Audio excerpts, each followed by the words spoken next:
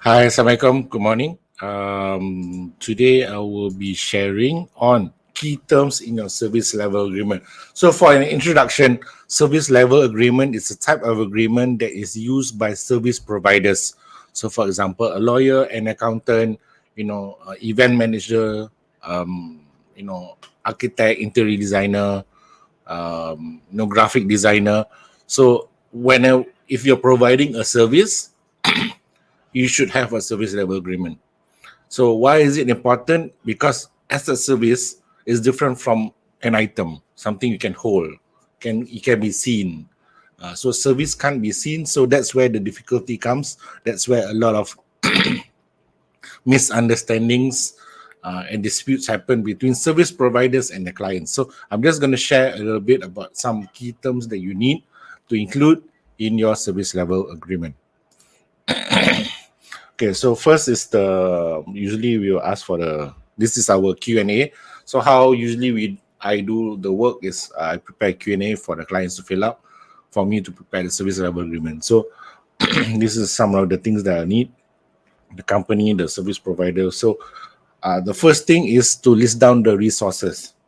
So if you have allocated 3 people, for example, who are these people? Is it a senior associate, a junior? So it's sometimes this is not that critical, but some clients want to know who is handling their matter, and it's best to have a designated person instead of just changing.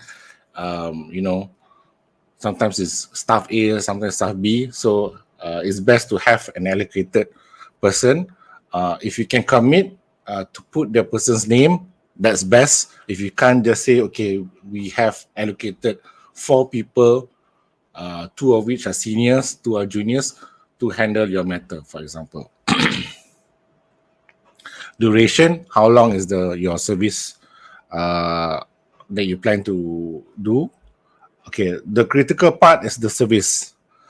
Don't list down very vague general terms, or I will prepare a logo for you, for example, or I will do this event for you. Be very specific. What are you going to do? For example, if you're doing an event, are you going to get the approvals from the local authorities? Are you going to get approvals from the venue?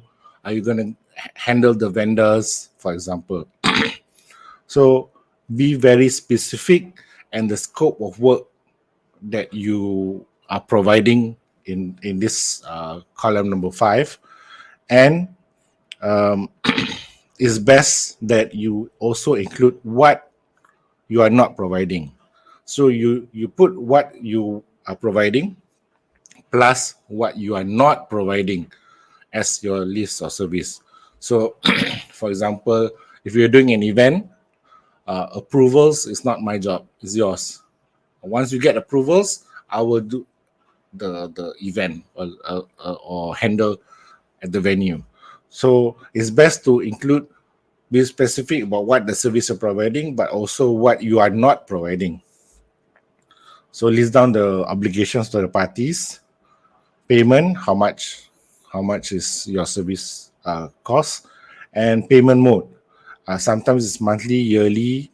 It could be by stages. If I complete this work, payment, stage 2 payment, stage 3 payment. Could be so be very clear how the payment mode is. Exclusion of liabilities. This is important if you are a service provider that relies on other parties. For example, if you're a company secretary, for me to submit the audited accounts to SSM or to prepare the audited accounts, you need to give me the documents. If you are late, I'm going to be late.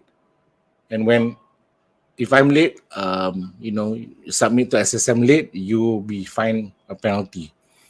So it's not my fault because you are late. So make sure you are clear on that, exclusion liabilities. So if you are an event manager, for example, approvals is not your scope, then something happens, approval is not obtained, it's not your fault. So be clear. So exclusion of liabilities, you should also look at the scope of work they are not providing. So whatever you're not providing, be clear that the liabilities is excluded. Okay, so that's a general guide.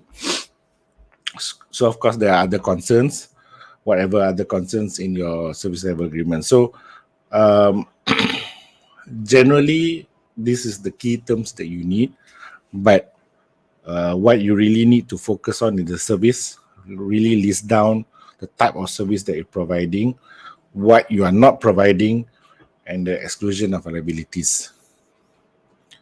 So that's just a little bit of a short sharing on the key terms in your service level agreement.